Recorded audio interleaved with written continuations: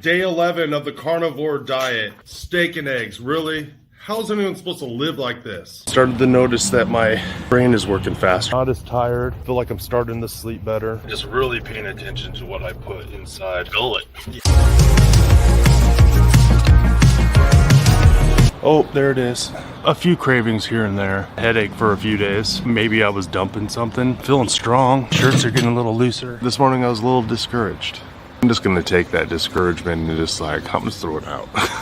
And just keep going. Day 74, down 23 pounds. I can feel my energy level going up. Day 81, I'm a little hungry. Am I hungry or do I just want to eat? Get out and lift weights. Oh, I'm slimmed down. Change the way I'm thinking and the way I'm eating. 9 days left, but I don't think I can quit. Staying off the carbs and the sugars has just worked great for me. You gotta make sure you don't get hungry. Recommend it to anyone that thinks it might help them. Down 27 pounds, 90 days. Crushed it. Kilby out. Day 11. That's an intro. That is definitely an intro. My wife's like, there's the I think I'm dumping something. She just lost it. Yeah, I'm not very mature. Yeah, I was dumping something every 2 to 3 days. Oh yeah. Been there, wrote the book. Awesome. Well, there's Nelly. Yeah. And Tracy. And Storm Lily, who always sends me gang signs. Toodles. Awesome. So we got Ron from Overcoming Carbs here. He's becoming a good friend and just a good brother in the Lord. And yeah, we're thankful for him. So, Ron, I was going to just start. I'm just going to ask you a question because we didn't really have an agenda. We have an open house, so if people want to hop on, they can hop on. And I had what are you eating these days? Well, tonight I had some steelhead trout. I got some at Sam's today. I bought 5 pounds of steelhead trout for $34. So, okay.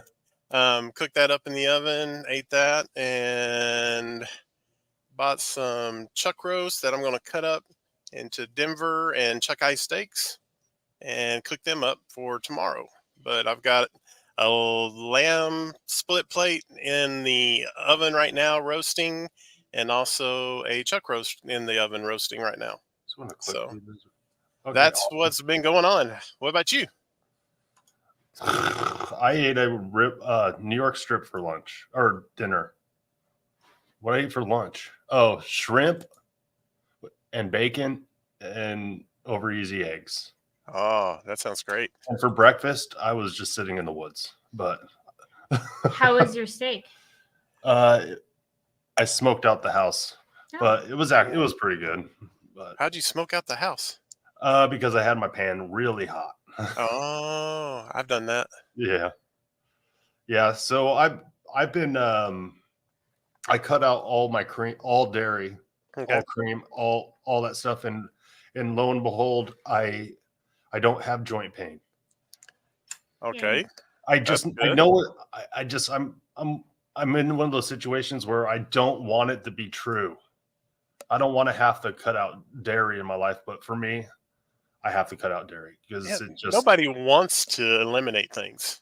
You want to be able to just eat whatever you want, eat whatever you desire, and live life and have fun. And nobody wants to just have to do that, but we have to. Yeah. So I actually did my fired 72-hour fast. Okay. So I didn't eat Monday, Tuesday, and Wednesday, and I have videotaped some of it, but my wife she didn't even notice I wasn't eating for 3 days. Wow. And Wednesday morning, I was like, man, it just blows me away how unobservant you are. And she's like, About what? Did you get a haircut? That I'm not eating? Did you get a haircut? Well, okay, so in my defense, I cook breakfast for the kids. I don't cook breakfast for him. He cooks his own lunch, and then dinner times have been crazy because he's had stuff going on. So it's not like he's sitting in front of me actively not eating while everybody else is. I did one day, though. But I probably should have noticed. Elizabeth, are you saying you have just a few kids in the house and they don't take up any of your Just a time or anything couple. like that? Just a couple. Really low maintenance. So, Yeah. you know, I understand, you know. It's one of those things, like, since I've been doing this diet, I've been cooking my own meals for the last over a year and a half. Yeah. Essentially, I've been in charge of my meals. So, and I don't always eat, and sometimes I'll eat lunch and don't want dinner. So it's not like anything weird for me not to actually eat dinner when everyone else is eating dinner. So I'm not a terrible person, is what he's saying. But it's but it was funny. No, I don't blame her. I'm not mad at all, but it's just one of those things that's like kind of funny. Okay, so what did you eat prior to going on the 72-hour fast? What do you mean? What did you like eat a lot of fat to kind of keep yourself, you know, they say to eat a lot, you know, like a lot of fat right before you do it. I was just eating regular. Just eating regular, and you just decided not to eat for 3 days? I actually had, what did I have? I had it was Sunday dinner. What did I make for Sunday? We did cabbage and was it just ground beef? It was deer. It was deer. So ground venison with some cabbage. So I actually had a little bit of red cabbage in there. Yeah. Okay. And then I ate nothing for 3 days. So, but okay, now I have to ask you this question. Okay, here we go. Did you receive anything during that 3 days?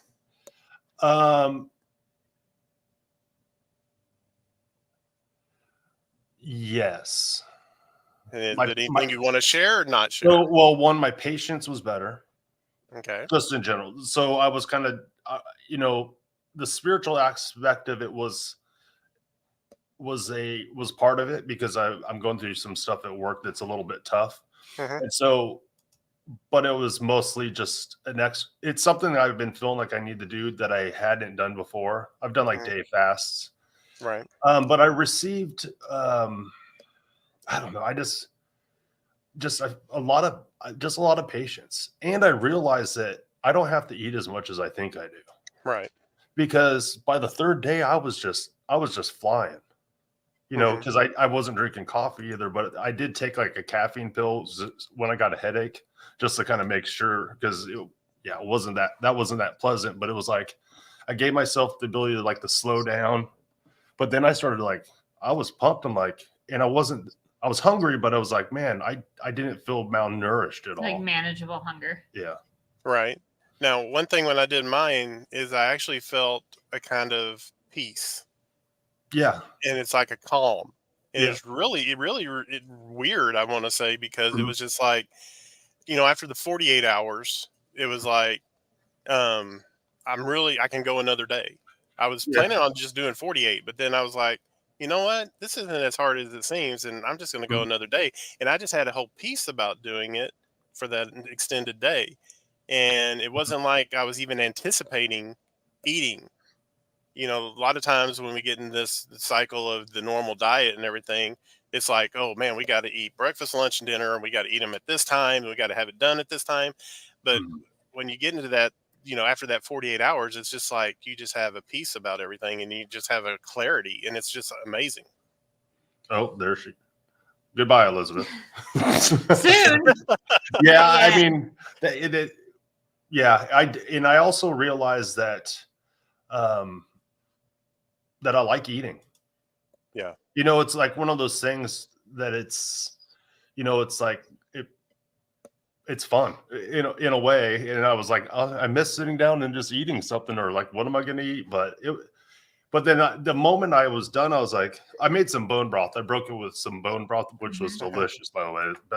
It was so good. It was mostly bone marrow, but I was like, okay, this is the moment I need to be careful, because then I'm like, now I broke my fast. Now I kind of want to be like, this is when I'm going to want to eat everything. Oh yeah, because once you break it, then you have that whole stimulation. Yeah. But I've already I've gone through that before, just when I did strict lion diet for 31 days. It's like, and then the next day I was like, oh, I'm eating eggs and I'm eating shrimp and I'm eating all these things. And then I was like, I don't feel that great. And I kind of like, I don't know. It just kind of gives you, when you work hard on something, you you make a goal and you work on it, like when you get to the end of it, that's the time you're most likely to like, okay, now I'm going to do something else because I earned something. Yeah. But I mean, even if it's just carnivore stuff, but just, I don't know. I was doing that lesson on discipline and I was fasting at the same time. And so I was thankful for it. Now I did that sardine fast. Yeah. Just skip the sardines. Got one up here. A question. One. I heard Joe Rogan say he had levels of arsenic in his labs. Doc said it was from sardines. He eats like 4 cans a night. He was saying, "Oh, interesting." That's not good. Interesting. I mean, if it's on the internet, it's true. So, so I was going to ask you, Ron, what are some of your goals right now? Well, my first goal is I'm at the point right now. I haven't weighed myself in a few days, but I am almost at 100 pounds lost. Mm-hmm. So the last time I did it, I think we talked about it last Saturday. I was around 96 pounds. So I'm just taking it day by day, and I haven't weighed in 2 or 3 days. So I'm just kind of waiting to see. But that's the first one. The next one is to get my son involved in this, and that's to get down to match his weight. And once I match his weight, then he's going to start doing this way of eating with me and my wife, and he's going to join us on it. So that's my next goal. The next goal after that is I just want to be healthy. I don't want all this baggage on me. I just want to be healthy and know what it's like to live a healthy life. I haven't really lived a healthy life since I was probably 10 years old. Mm. And I just want to know what it's like to be that way again. So that's my ultimate goal. Yeah. Thank you, Tracy. And remind me, how long have you been on carnivore? Let's see. It's been 6 months and 28 weeks now completed. And Thursday was 199 days. So this is my 201st day. Awesome. Ooh, that is awesome. I'm so excited about that. Yep. Yay. Sorry. she said little arms. Well, yeah. So that's almost 100 pounds. Mm-hmm. Heck, you could be under right now. I could be, but I haven't weighed. So yeah, I'm excited just because I feel good. Mm-hmm. I'm not really concerned right now with where I'm at. I want to see the 100 pounds lost. I really do, but there's other things that are more important to me right now in my life, and that's my family and making sure we have everything taken care of. And so I'm not really concerned about it. Yeah, it's one of those things so it's your health journey, and it's going to take some time. Oh yeah. And you don't need to just rush and get there. Just make sure you get there. Yeah. I mean, it took me 43 years or 42 years and so many months to get where I am now, where I was before April. So it's going to take a long time to get back down to where I need to be. So, losing that 100 pounds, I'm just, I'm naming and claiming it over here. But what are some of the biggest differences in your life that you've noticed? The biggest one, and the one I really didn't even think about before it happened, was when about the middle of October, my wife and I went into a store, and just a regular store, and I was actually able to purchase clothes in a regular store. And that was like, when I thought about it, I was like, you know what? I usually have to go to like a big and tall store, that specializes in 5 and 6X shirts and 60-inch pants, and everything. So you don't find those in a regular store. You have to go to the specialty ones. Even the big and tall sections in the regular stores, they only go up to like 4X, or they'll have up to, I think, maybe a 50 or 52-inch waist. So you couldn't even shop there. So when we went to the regular store, I was like, oh my gosh, I can actually put on a 50-inch pants and be comfortable. And I could wear a 3X shirt and still, I was more comfortable in a 4X, but I could actually wear a 3X shirt. And I was like, this is just totally wild, because it's been so long since I've actually shopped at a regular store to buy clothes. Mhm. And that was just, it just blew me away at the time because I wasn't even thinking about it and I wasn't even anticipating it. But just to have that moment where, especially when I was with my wife, I was like, this is crazy. I can actually shop. And she was all excited because she goes, now I can go to the store and find you something when I go. So it's like, It's I a can big buy you something. deal. I'm excited for her. Yeah. So Awesome. plus, if the clothes getting smaller, it's, she doesn't have to struggle with, with my clothes and everything, trying to hang them up and all that. So it's always great. I love it. Yeah, I think those unexpected things are just so impactful. Oh yeah. Yeah.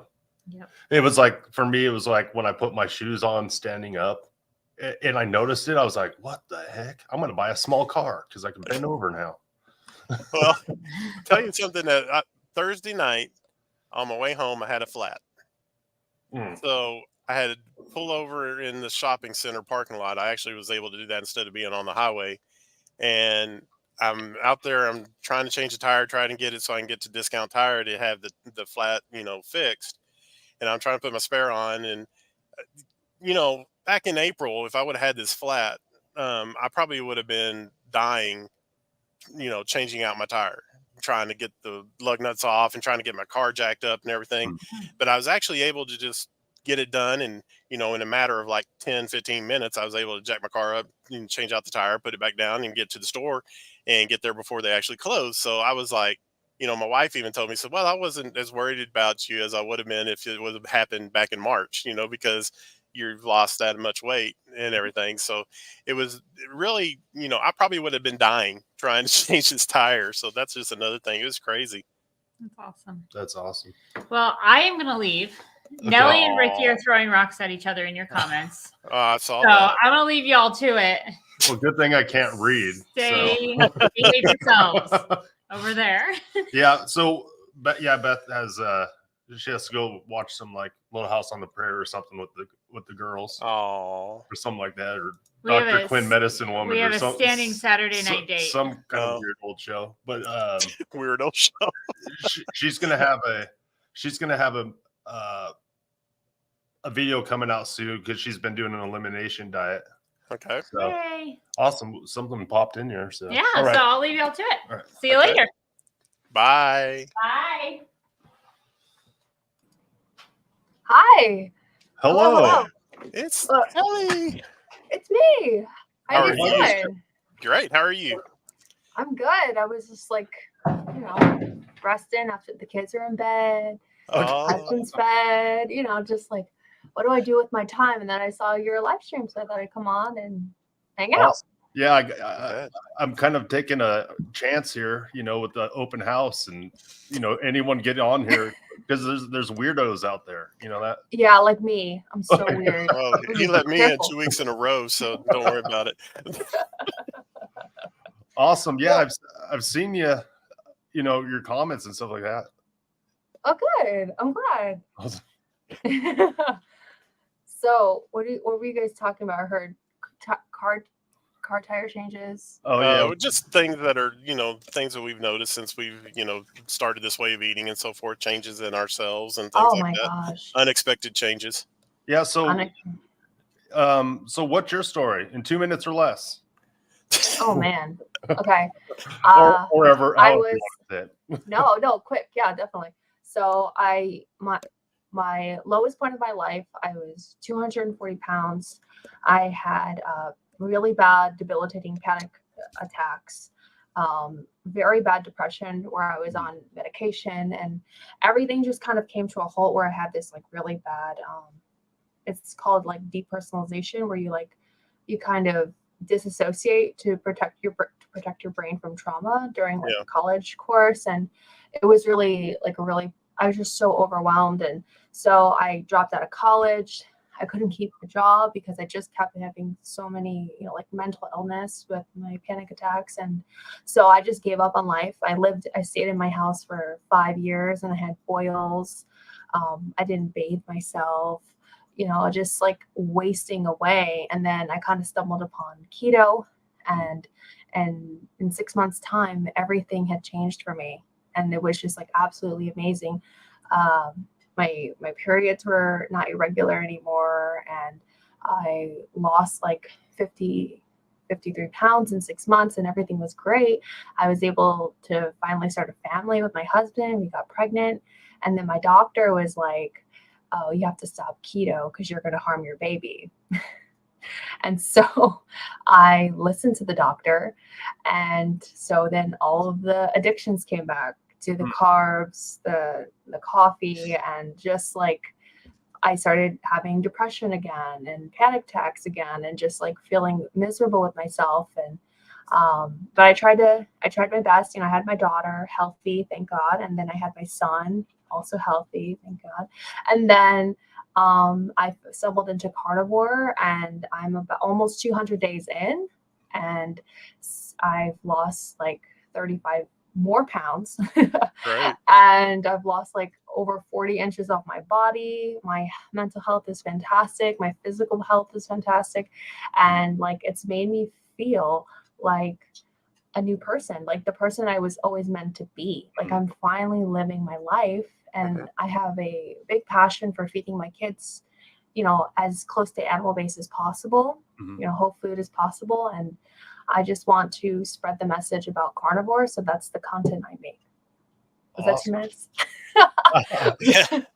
Now, do you think you really stumbled upon this, or do you think you were led this way? Oh, I was led. Absolutely. Okay. Yeah. Okay. Because it was like at the lowest point of my life. Like in particular, I feel like when I found keto, that was like the beginning of everything. Finally addressing my emotional eating and my addiction to food and everything. And like it couldn't have come better, because I found this video of a lady talking about her weight loss on it, because I was desperate to lose weight. I was a yo-yo dieter for like, I mean, well over 10 years at that point. And I just could not lose the weight. And then she was like, oh, you eat burgers and bacon? And I was like, you eat burgers and bacon to lose weight? What? Like, I don't want to eat dry, like chicken breast and salad. And just she talked about the science about like ketosis and everything like that. And so Right. that was just like amazing. And I feel like when I was having like my pregnancies and stuff, and my doctor, I feel like I was lied to, or at least like with her, you know, she was ignorant, unfortunately. And yeah, it just sucks. But you know, I feel like now then with the carnivore, it's like everything's been settled, and I feel like I've finally like conquered like the demons, and you know, like if you want to call it that. No, But that's yeah, true. it's definitely true. I feel like I've been led here. Like it's been placed upon me. Okay. Sorry, it was a little rambly. It's late. No, not at all. Okay, cool. But I like, what is your best piece of advice? You Yeah. guys go. Wow. No, we're gonna let you go first. In life, my best piece of life is eat fatty meat. Eat fatty No. meat. Yeah, that's your favorite.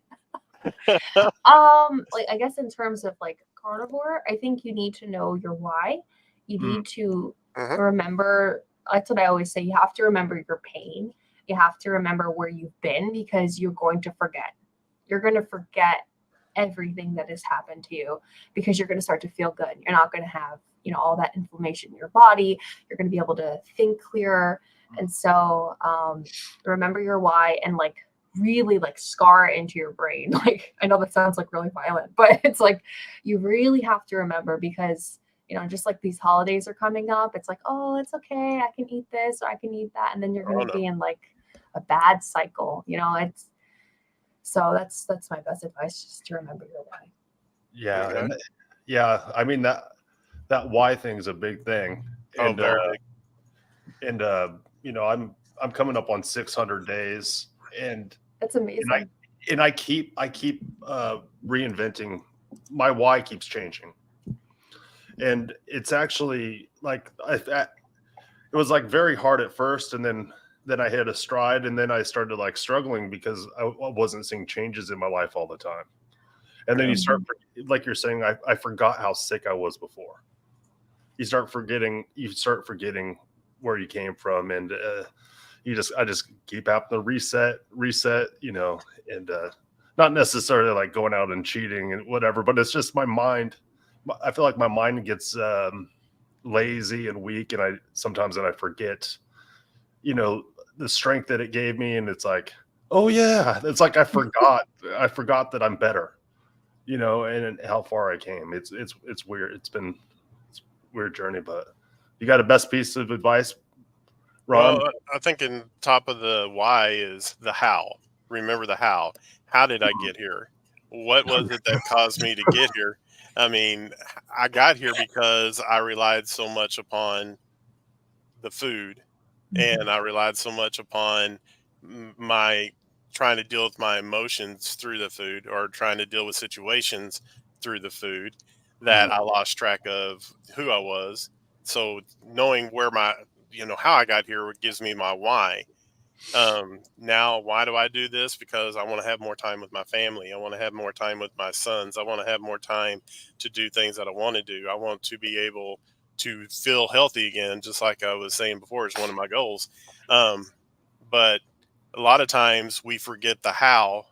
And when we get these moments of where we have that craving come back up, or the addiction part comes back and haunts us again, we forget that how we got here. And it's because of that thought process that we got to where we are. And to basically, if you forget the how, you're going to forget why you got to this point. So that's my best advice, is just to remember how you got here. That's great. I love that. Yeah. The problem is I can't think of any best advice, because I have like anxiety when it comes to questions like this. Like my wife asking me why I love her. Like, I can't think of anything. I'm horrible. No. Best advice. I think what you're doing is, maybe it doesn't have to be the best. Maybe rephrase the question so that you can just think of, like, if I was lost and confused, what would be something I needed to hear? You know, maybe that would make it a little less scary, you know, or nervous. Okay. Well, I just got something that popped in my head because it's been in my head all day. It's at least 80% exercise. I mean, 80% diet and maybe 20% exercise. We live in like a society. It's like, oh, if you want to get healthy, you need to exercise. Yes. They used to eat healthy, which means just like eat salad and like become like have no nutrition in your life, and then just feel like, you know, you're dying probably. But it's like it feels like that. But you know, I have a friend. He was like, he's telling me that he's been getting up at these like early to go to these like 5 o'clock exercise things. And he just kind of told me that. Then later on, I was like, crap, I need to go back to him and say, listen, 80% of this is going to be diet, right? It's going to be diet. And that will get you going. You'll know when it's time to exercise because you'll want to. Yeah. You know, let's go for a walk. You'll have the energy to do stuff. So that's awesome. Say Rick popped in here. The 40-year carnivore. Charger Mopar. Hey! You were talking about, you know, crazy people, so I have to join in. Yeah. Do you have your identification? Yeah. You got your carnivore card? Is it 40-year laminated? I don't have a carnivore card, but I have a lot of ducks, so I'll go grab one of them by the tail, and you'll know it's me. Or I might have an iguana in the freezer. Oh, yeah. Okay. He's always talking about his duck food. That's my favorite. I love duck food. That's great. Yeah. But it doesn't love me. That's the secret code for anything that's not carnivore. I just call it duck food.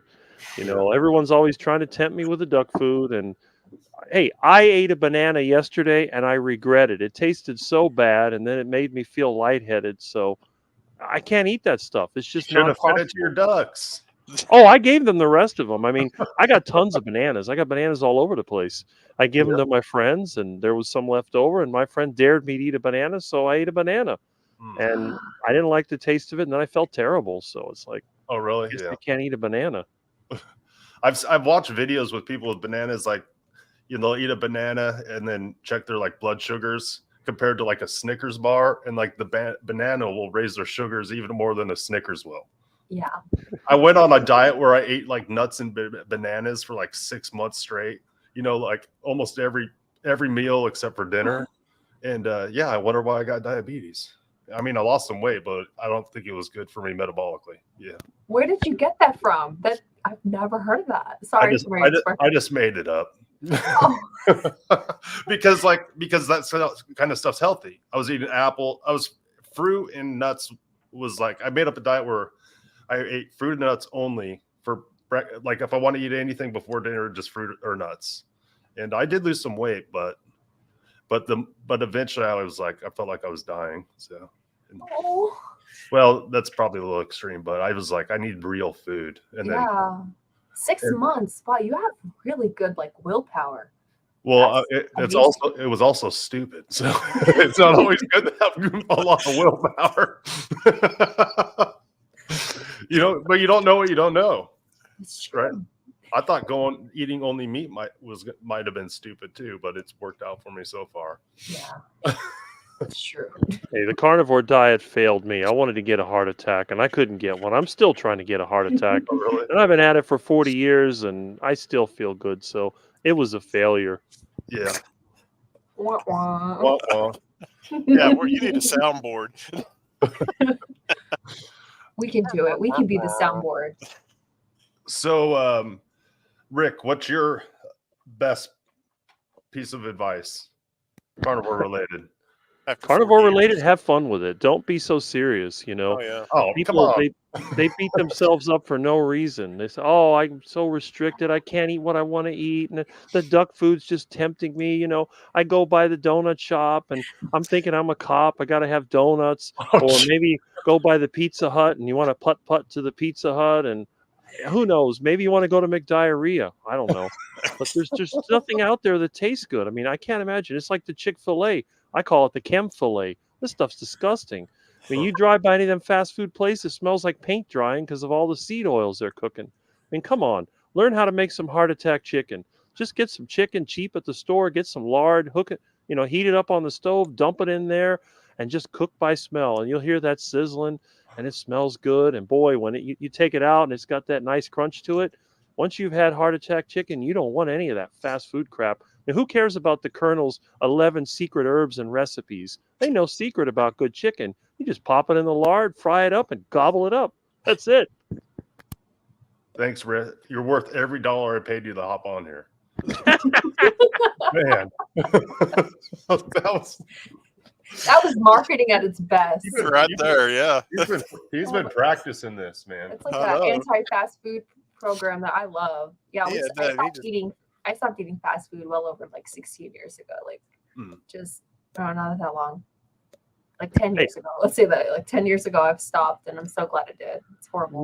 My definition of fast food is when you have to run after it, like an iguana's getting away from you or a duck and you got to chase it, or you're going on the highway 70 miles an hour and you got your steak cooking on the engine. That's fast food.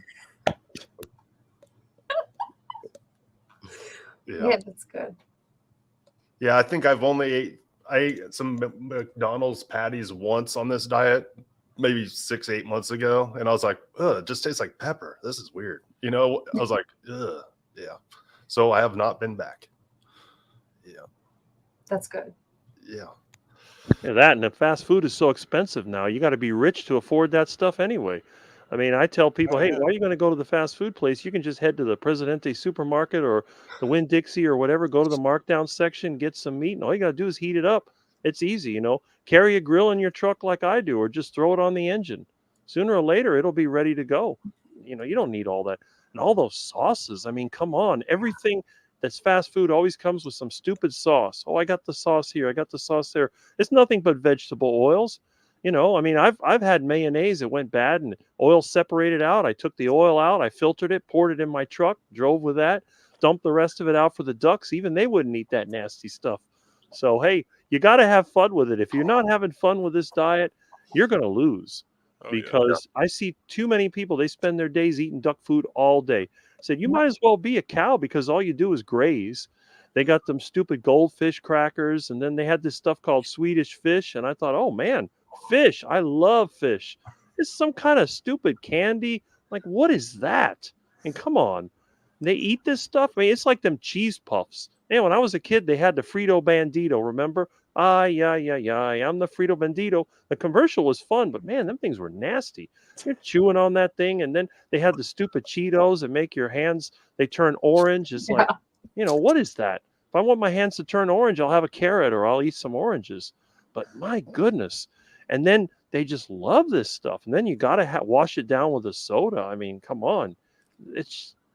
I don't understand it. It's just so easy. Just get something, cook it up.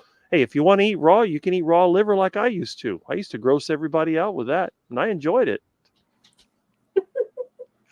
I feel like Rick, you have like all this pent up rage from like all the food, like the bad dietary choices like people around you have, and so you're just like, let it out. You're with your people now. Does that feel good?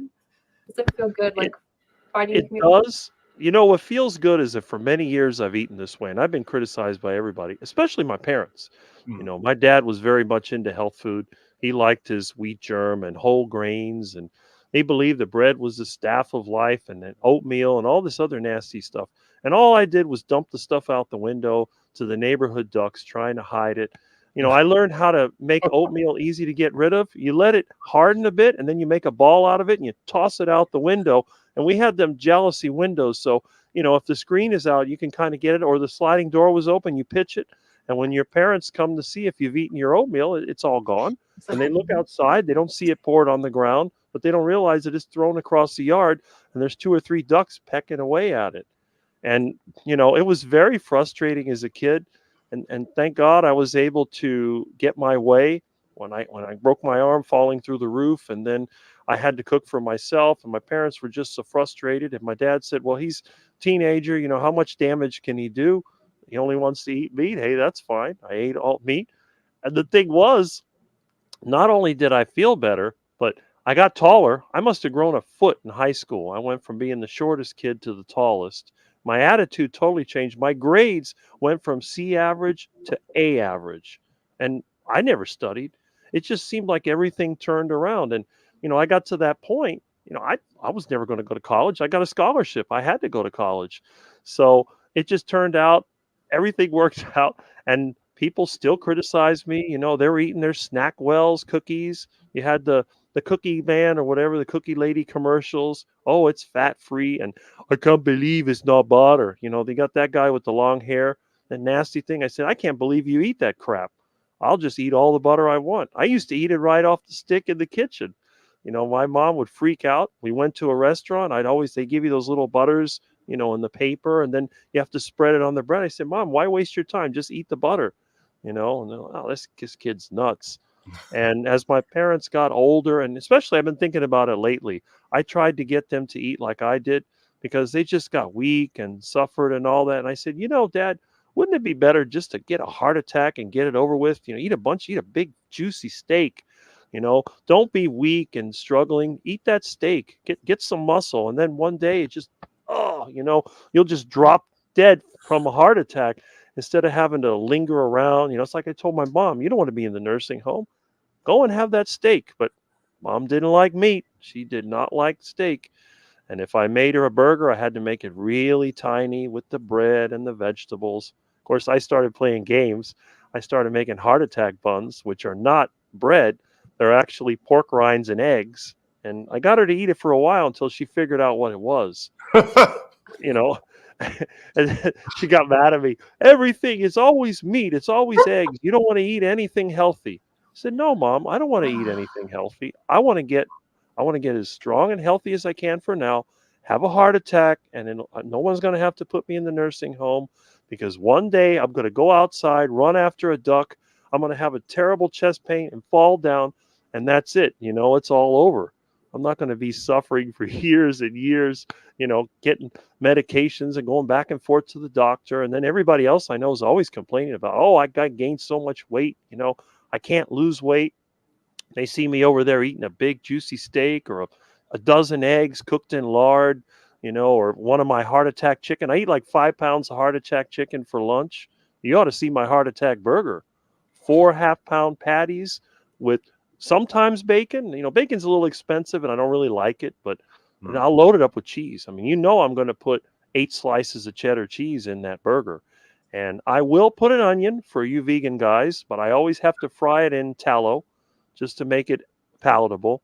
That's one of the secrets. I can't really eat fruits and vegetables unless they're fried in tallow or lard. There's got to have that fat factor because that's part of the heart attack diet. And if I have a pizza, it has to be a pacemaker pizza, which is basically deep fried in lard.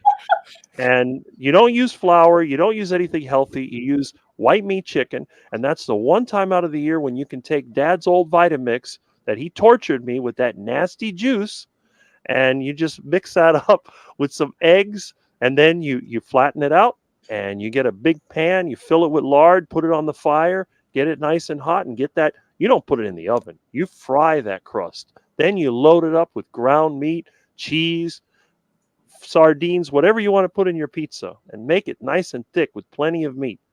It's like my mom said, it's nothing but meatloaf. So yeah, that's the way I like my pizza. Got a nice crunch to it too. Clear. Rick, All right. where is your cooking videos?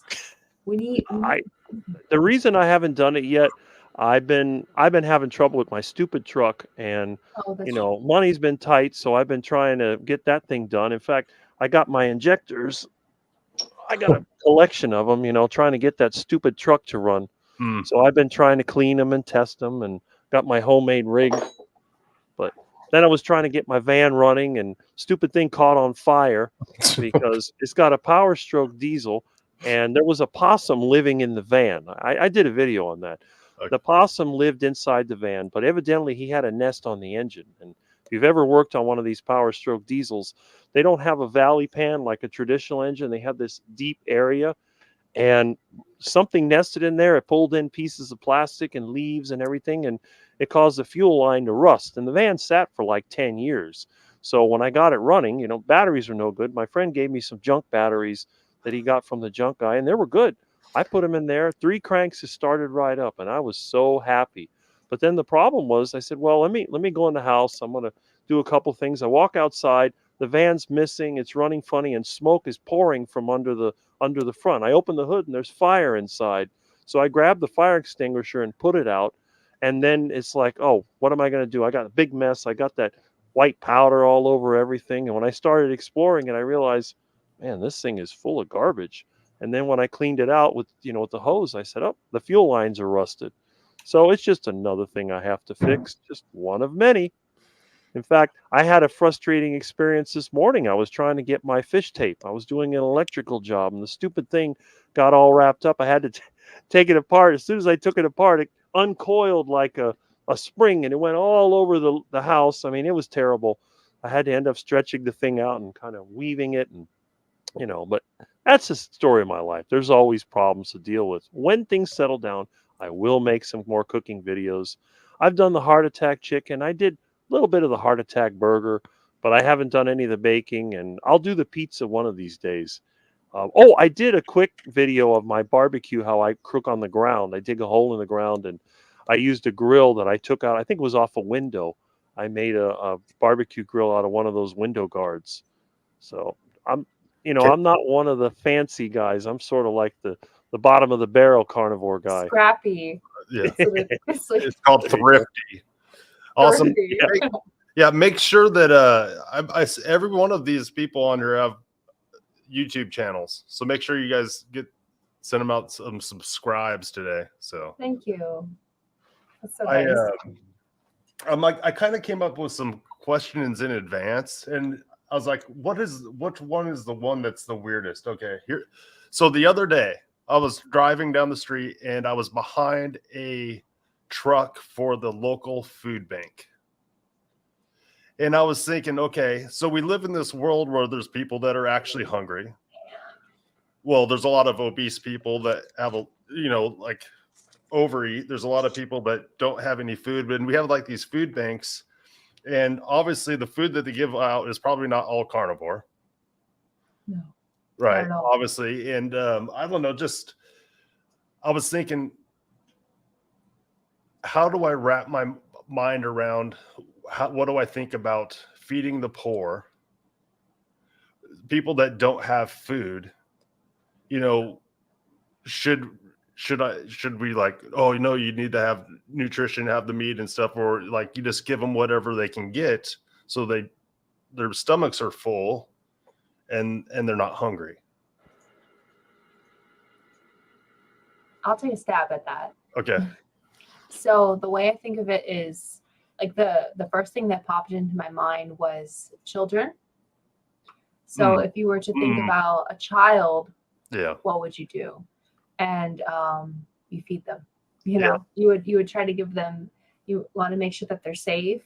They have a warm place to sleep at night. They have clean clothes. They have food. And then once you have those base needs settled, then you can hopefully help them go up in life, you know, be a part of the community, go to school, get a job.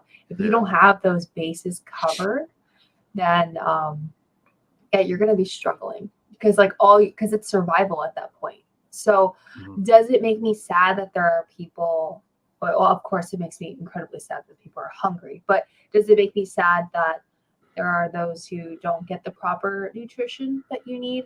Absolutely. But at least we have services where people can get food. So that's kind of like, and I think you just come at it with the heart of gratefulness.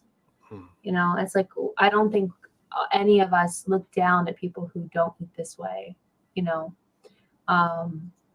Yeah, I think it's just important to feed people so they can do better and help others, because that's like the best thing, right? You take care of yourself so you can help others. Like, I think that's how this all works, right?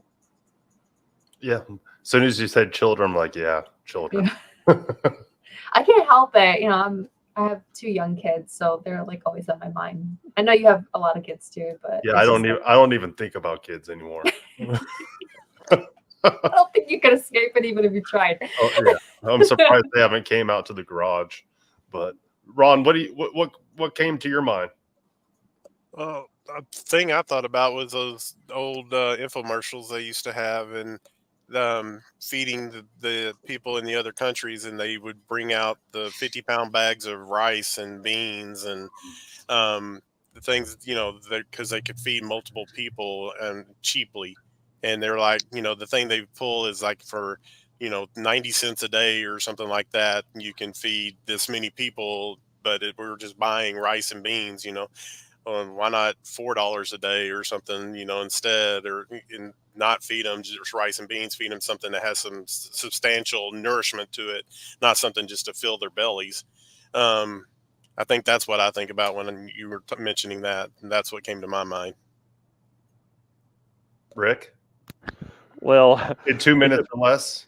it depends on what you're trying to do, because if you think about it, if you had a fancy like a sports car, you wouldn't put junk car gas in it.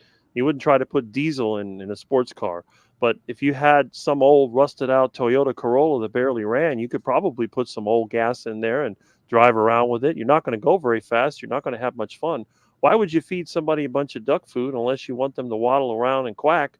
You got to give them, if you want, it's like an investment. If you want to have quality people, they need quality food. And if you can't produce quality food, you need to change the system so you can't. We got plenty of land that's being wasted with stupid shopping centers, developments, and all this other nonsense. That should all be pasture.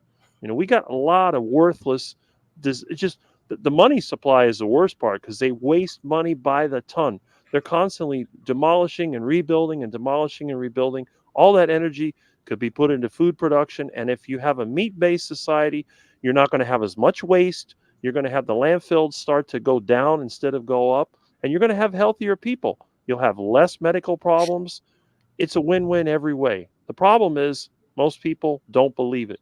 And they're going to continue to do the wrong thing again and again, expecting a different result. I like that. That's Yeah. You know, I went to a food bank once. I got in a car accident, almost died, broke my shoulder, couldn't work, and I went to the food bank. And yeah, I was thankful for it at that time because I had no food. They gave me a big lamb roast, and it tasted disgusting.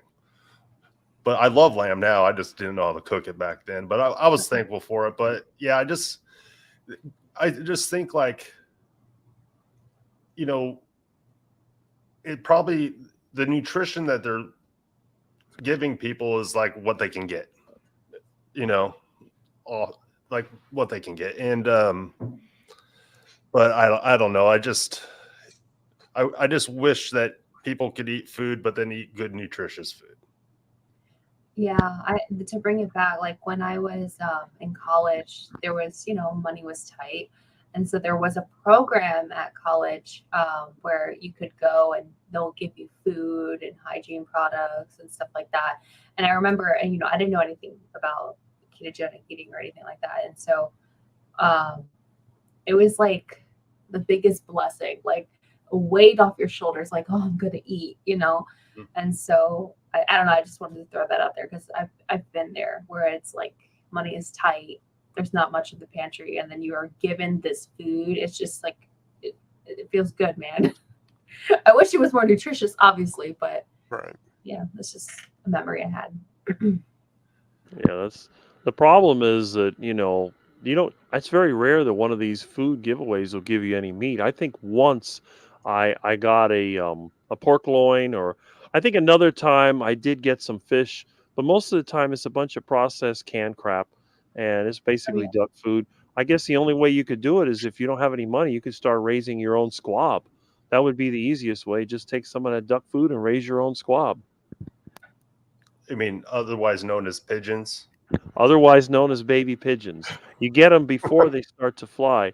And there's pigeons all over the place. So you get them nesting, and when they get nice and plump and they're ready, then you can have squab. They're very easy to prepare. You just chop off the head, cut them open. You'll be done in no time. Fry them up in lard. They're very, very good. And it's a dark meat. It's very nice. So when your local food bank starts giving out BB guns, it's thanks to Rick. Rick for president. Hey, I've had to go to the canal and get fish. I mean, who knows how much mercury's in that nasty canal fish, but between canal duck, canal fish, and iguana, you can survive for quite a bit until you run out.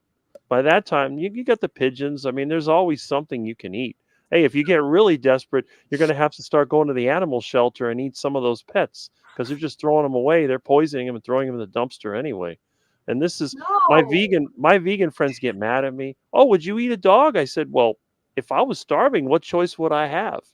What am I going to do? The dog's going to starve anyway. Why don't I eat it? And this is my biggest debate between me and vegans. Vegans are always talking about animal rights, animal rights, animal rights. Oh, the animals are in prison. Oh, their life is so terrible. They should be free. I said, yeah, so they could get run over by a car or eaten by a predator. That's exactly what's going to happen. Oh, you're terrible. Well, I have ducks. Most of my ducks either get run over by a car or eaten by a predator. The lucky ones, they get to be my pets. They get to hang around. And before they get old and suffer, I have a special feeding place. It has an automatic head remover. And after a few days of eating a nice duck diet, and then they're ready for cooking. So Ducky has no idea, and the other duckies don't know. They get out in the street, they get run over, and all the ducks are looking and they're sad because we don't know what happened. So it's like, hey, the vegans are mad at me. They don't like me. They like me when I give them the fresh fruit that I grow between my very nice bananas, which I can't eat, tomatoes. I got coconuts. I got all kinds of things that a vegan will go crazy for. Avocados especially. They love avocados. I cannot stand avocados. They taste so bad. I tried the smell of an avocado makes me want to throw up. And I try to eat it and I gag on it. It is just really, really bad. So, but when it comes right down to it, you have a choice. I tell them if you're a vegan, you can either destroy every animal in the world to eliminate animal suffering, or you can participate in this and you can reduce animal suffering by eating them. Interesting. Wow. I love that comment that was up there. Oh, let me go back. Please read it. It's the best. It's like, Rick, I know you're in Florida. There's an apocalypse. I'm coming to find you. You don't mind, right? You don't mind. I don't mind. It's all part of my character, I would not go down there because he would eat me because I'm going to starve to death anyway. He'll turn on you. Well, you know what? If you're against suffering, sometimes you just have to take matters into your own hands. It's like I've known people, their pets are old and they're sick and they're back and forth to the vet. I said, you know what's going to happen eventually? The vet's going to kill that animal and throw it in the dumpster. They call it, the secret code is called put to sleep. Put to sleep means you inject them with poison and you throw them in the dumpster. You're going to spend all that money for that? Just do it yourself. Go out back. You can do it in 5 minutes, no problem. But oh no, they can't do that because that's their best friend. That's their. And I'm pretty sure that it's illegal. Well, who Put down cares your own about animal. legal or illegal? You know, you shoot, shovel, and shut up. That's how you do it. You know, it's probably not legal to harvest stuff from the canal. Hey, once it's eaten, nobody knows what's going on. Oh, jeez. I mean, what are you going to do? The law is not always right. Just because something is legal doesn't mean it's right, and just because it's illegal doesn't mean it's not right. But the thing is, it's a matter of principle, and I tell everybody, it's a matter of principle. What you believe, why do you believe it? What is the principle? Is it for selfish reasons only, or is there some greater purpose? And a lot of people, it's just selfish. It's just like a duck. What do? They eat, they poop, they mate. That's pretty much their whole life. So they're driven by food and by mating. That's the only thing that keeps them going. And a lot of people are just like that. They just exist to eat and mate, and that's it. And then, of course, when things get really bad, then they suffer, whatever, and eventually you die. But is there a higher purpose? Well, some of us believe there is. Many people don't. Now, it is a coincidence that when there's a disaster or a real problem, then they tend to think that there's a higher power they have to appeal to. But when things are going good, a lot of times they don't care. Interesting. Yeah, you make a lot of good points. I'm gonna have to watch this back and actually think about this now. Thanks. Thanks, Rick. We have a master class, carnivore master class with Rick as the professor. Hey, Aaron, there's a question back at 8:17 that somebody asked. Yeah, a long time ago. 8:17. Yeah.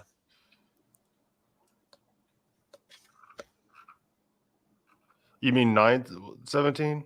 It would be 9:17 your time, yes. Yeah, okay. 8:17 my time.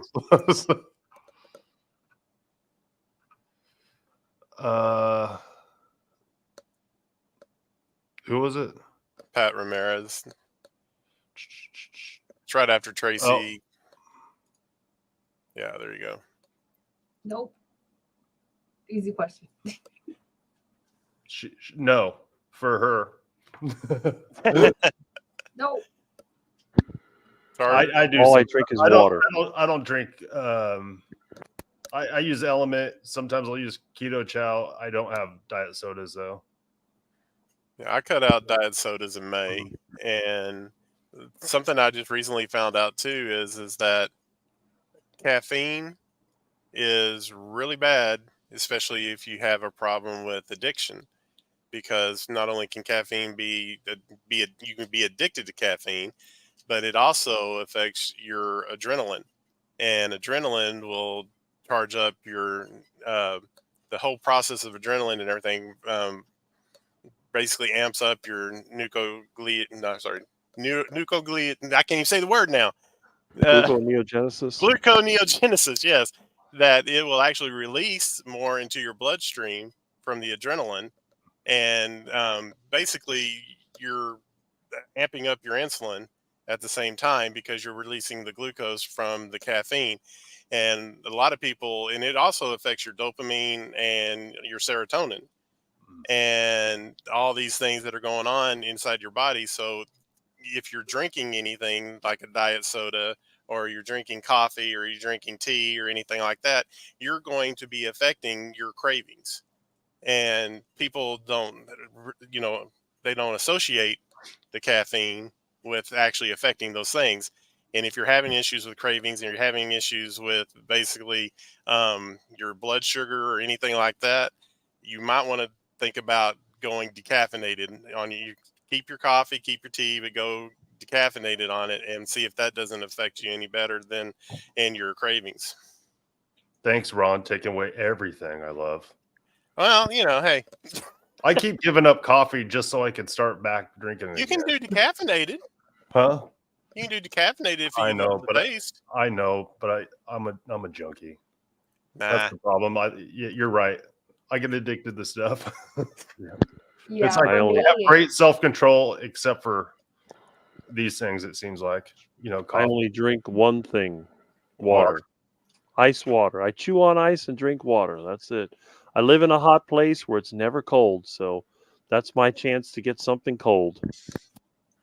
yeah, I find that coffee and tea are kind of like a trigger for me. Like if I smell coffee, I want a muffin or I want steak. Okay. Coffee. I always know, smells Rick. better I than know it we're tastes. not. We weren't raised. Well, we're not raised. I know you weren't raised, but we didn't know start out this way. How I can was anybody addicted want a from birth. muffin? It's nasty. It's I was just nasty. addicted from It's like birth. might as well chew on a sponge. Right here, see? Mm. I made an air filter out of a sponge. That's He's a eating his muffin. muffin. Disgusting. Yeah. Stop chewing it. That's what I think about bread and muffins. I don't understand why people like bread so much. It's an I find addiction. it repulsive. Mm. The only thing I like heart attack buns. Oh, I love a nice heart attack bun. For the heart attack burger, you gotta do the heart attack buns. You get pork rinds and you mix them up with eggs, and then you put them into the little mold. Like the little cookie molds or whatever the stupid things. I find them at yard sales and in the trash pile. And you bake it up, and it will. If you want to get it fluffy, you can put some baking soda in there. It makes carbon dioxide. But the buns are like they're so good. But the regular bun is like, ugh, it's mushy. You get one of them burgers with a regular bun, the fat gets in there, it turns soggy, and it's all just it's disgusting. You see these fast food burgers every time they have a fast food commercial, they have the burger with the real nice looking bun, it's all fluffy. Then when you see them that people get it from the drive-through, it's all smashed down, it's all greasy and disgusting. Like that's nasty. When you have a heart attack burger, it maintains its shape. It tastes really good. And it's like, why would anybody want bread, muffin, croissants, or any of that stuff? Just Yeah. make heart attack. You're good. Yeah, so I got a lot of kids. So when it comes to feeding kids, I've struggled should I feed my kids strict carnivore? Well, my 14-year-old is mad at me because I don't cook good food anymore, she says. Because I used to cook stuff all the time. But You got great food. I've seen your videos. They're delicious. Those steaks. Oh, you're making me jealous. But so there's it's like there's bad, there's good, there's better, there's best, when it comes to food. And so lately, like I've been kind of giving my wife a hard time here and there. Like I see the bread, she's making sandwiches. I'm like, and so I'm like, how about we do this? How about you start making like fresh sourdough? Because if it was going to be a bread, right, might as well do sourdough because it's fermented. I know some of the sugars are, it's healthier, and it's like you're making it yourself, so you can source all the ingredients that you're putting into it. Yeah. So we've compromised. That's it. Whole Foods diet. We compromise there, which I love sourdough bread, but I haven't had any because I don't care anymore because I don't need bread because I'm not hungry like I used to be, and I'm not like I'll just eat a steak or bacon and eggs and I'm done. I'm good. So I agree 100%. When I have my friends, a lot of times we'll have a get together and I'll do the cooking, and I'll do the carnivore foods for me, but I also cook more, not the same kind of food, but I'll make them a burger with my homemade bun. And I have done sourdough bread, and we used to have a sourdough starter here for years. My dad used to like sourdough bread, and it lived on for a long time. It's like my yogurt culture. The thing's like 20 years old and it's still going strong. We used to feed the sourdough, and it was kind of fun. If your family likes a more standard diet, go for a more traditional diet, whole foods version. I got a friend that was a vegan for years, and he finally decided to go on the carnivore journey, but he couldn't go cold turkey.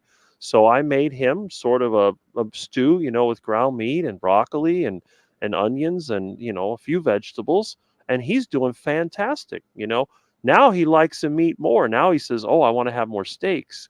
So you have to kind of wean them off of the veggies and, other things. And then little by little, I think most people, once they get the food they like, they're going to eat more meat. And even if they don't, hey, if you're eating 70% meat, you're carnivore in my book.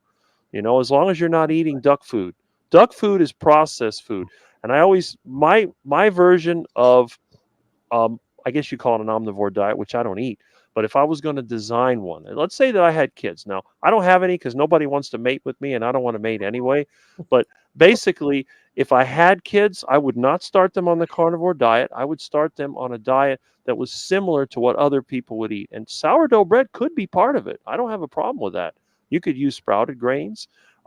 Definitely, it'll be a heavily meat diet, at least 70% meat, but the rest of it will be some vegetables. They'll grow a garden. I would have my kids learn how to garden. I think everyone, including carnivores, need to know how to garden. And that's one of my talents. I am the green thumb. I've been a green thumb my whole life. I can grow almost anything. I mean, if you saw how big my banana plants are, they're double the size of my house. Everyone says it's a world record. I grow the best mangoes, best avocados. It's amazing. But you know what? It's a good thing. There's nothing wrong. If you're going to make sourdough bread, do the best sourdough bread you can. I make popcorn for my friends. I do the best popcorn. I grow my own popcorn. I get my own coconut oil from coconuts, and I get the best salt that I can. And I have a popcorn machine that I keep in my living room. And when we get together for a theater night or whatever, I pop them popcorn. I may eat a handful, but that's all I can eat without getting sick. But it's good popcorn, and everyone says it's really nice. So there's nothing wrong with eating omnivore foods. Just don't eat ultra processed. Yes, That's I my agree. rule. You're not going to lose. Now, if you have a weight issue, if you have health issues, some people can get away with it. But if you have autoimmune issues, then you got to go deeper into the carnivore diet. You got to get down to the basics. But if it doesn't bother you and you're healthy and you're enjoying your life, I know a lot of people that lived over 90. I know a guy lived over 100. He wasn't on the carnivore diet. Yes, he ate hamburger every day. It was a meat-based diet, but he loved his veggies. He ate a lot of broccoli. He ate a lot of what is that other there's some vegetable, I forget, some goofy leaf vegetable, collard greens, them nasty things. But he lived to be 102, and he was pretty much driving until 98. So there's nothing wrong with that. But when you I get agree into with the that. fast Yeah. food, that's the problem. Yeah, because like I have my young kids, and my son, he's like, both of the kids now, they're on a meat-based diet. That's what I like to say, meat-based for them or animal-based. Yeah. Because sometimes they have some strawberries, sometimes my daughter will have a sweet potato, but it's like 80-90% meat, and I feel good about that. Yeah. It's like my husband has an autoimmune condition, ulcerative colitis, and so he should be on carnivore. I'm giving myself a full year of carnivore, and then I want to maybe do like ketovore, like bump it down. Try adding some other foods. I'm like, I'm going to be 34 this month. It's like I need to live my life, but whole food, mostly meat, and then just live, and like, so I would love to learn how to make sourdough bread, but I don't know if I'm skilled enough or dedicated enough to do it. I'd rather just cook some ground beef and eggs and then just be done with it. Just get a good starter and name it. I feel like it's like a pet, like the way you were describing. It's like you feed it. I've seen tons of videos about people making the bread and like taking the razor and making the designs. It seems like a beautiful art. That's kind of how I view like cakes and cookies and stuff, is like it's artwork. So I have this dumb thing I say where it's like paintings are art, cake is art. I don't eat paintings. I don't eat cake. Awesome. Process of elimination. All right. Well, Logic. we're over an hour. I'm going to try to keep these Saturday things to about an hour. Okay. So I would say, everyone 1 minute, give your YouTube channel and some parting words or words of encouragement for people that are watching that might be struggling with, food addiction, or just kind of need a reset on the way they think about food. Ron. No, let Ellie go first. Okay. I always have to go first, though. Oh. I'm just kidding. I'm kidding. You're the guest. Go ahead.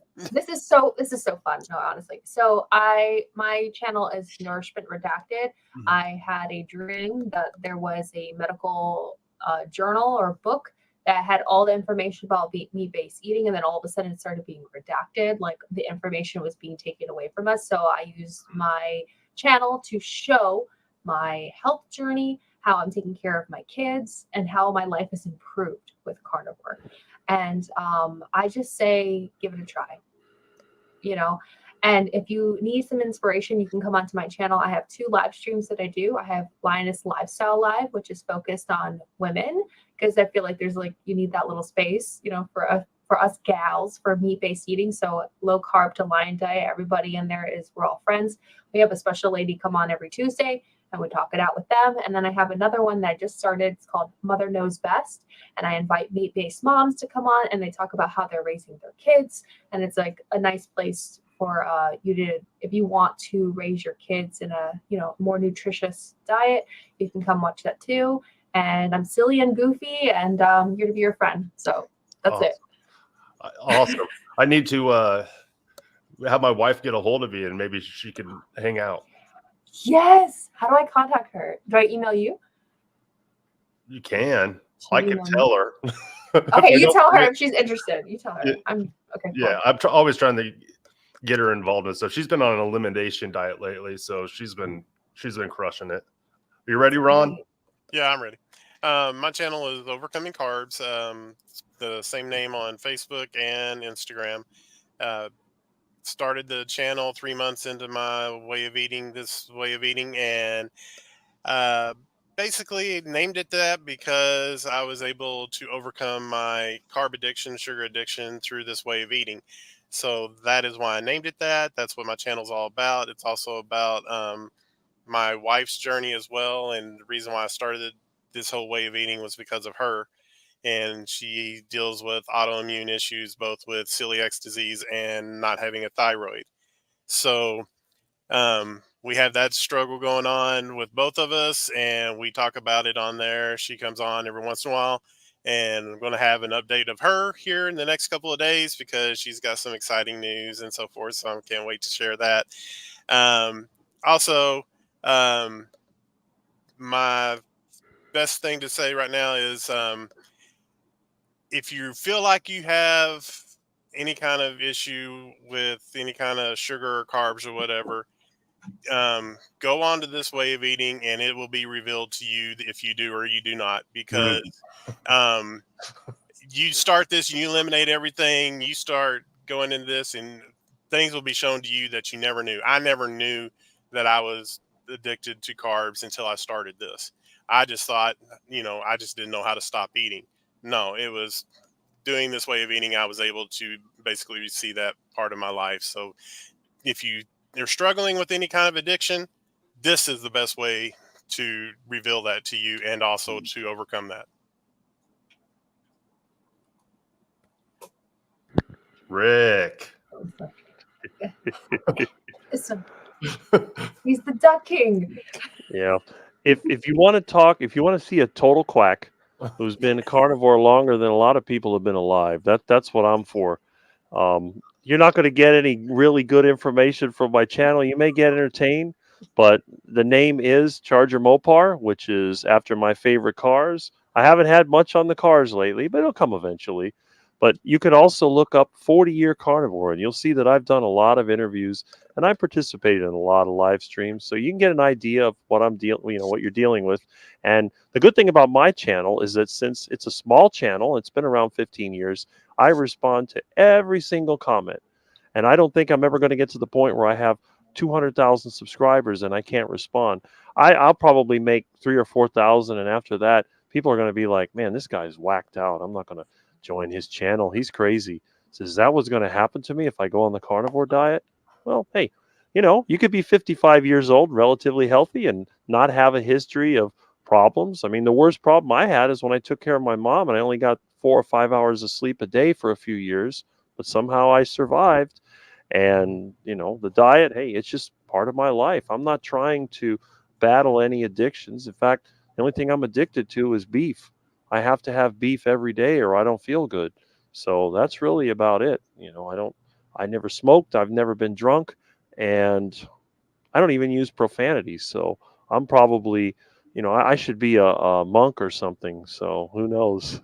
Well, you say duck a lot, and that's pretty close. I tell people I'm going to duck it. I say that all the time. You want to get rid of it, duck it, duck it. Oh, it's duck food. That's nasty. So, yeah, but D is a different letter than something like F, and F is a bad grade. D is like, well, you're still kind of passing, but you get an F, hey, then you got a major problem. So we'll keep it with a T. Oh, okay. Well, Rick, you're making my face hurt, man, from laughing constantly. I'm red too. That's the other man. thing. I seem to be the accidental comedian because every time I go on a live stream, people have a good time. And, Yeah. that's just the way it is with my friends. So I guess we're all kind of friends here. Thanks, man. Yeah, so I'm Aaron from the Kilby Life, and I'm trying to think. I thought I was trying to be healthy, a lot of my life, after let me rephrase that. After about 35-ish, I thought I was trying to be healthy, and I just wasn't. I just kept getting sicker and sicker, and I was getting old, and I was like, I got mad at my doctor because they told me I had type 2 diabetes, and they didn't warn me. They never tried to teach me anything about it. And the moment I realized that type 2 diabetes was reversible, it just kind of irritated me to the point that I was like, I'm going to do the most extreme diet I could find, get rid of all the carbs, all the sugars. I went on carnivore, and within 90 days, I got rid of my diabetes. And so after going through something like that, I'm like, there's a lot of people out there that are hurting or suffering or just sick, and it's because of the food that they're eating. And I would tell anyone, give yourself 90 days, 10 weeks, try a carnivore style diet or ketovore diet, ramp those carbs down to 10 grams or less or 0 for a while and see your potential. And like Ron was saying, that was very wise. You'll know if you have food problems, because I didn't realize I had food problems. I didn't realize it. And I didn't also realize how much of the food that we ate is not actually real food. It's just very well-funded marketing schemes. And it irritated me so much that I just keep putting out videos. So We're so glad you do. all right. Well, thanks everybody. Bye. Thank you. Thank you for having Bye. me. Good night. Good night. Good night.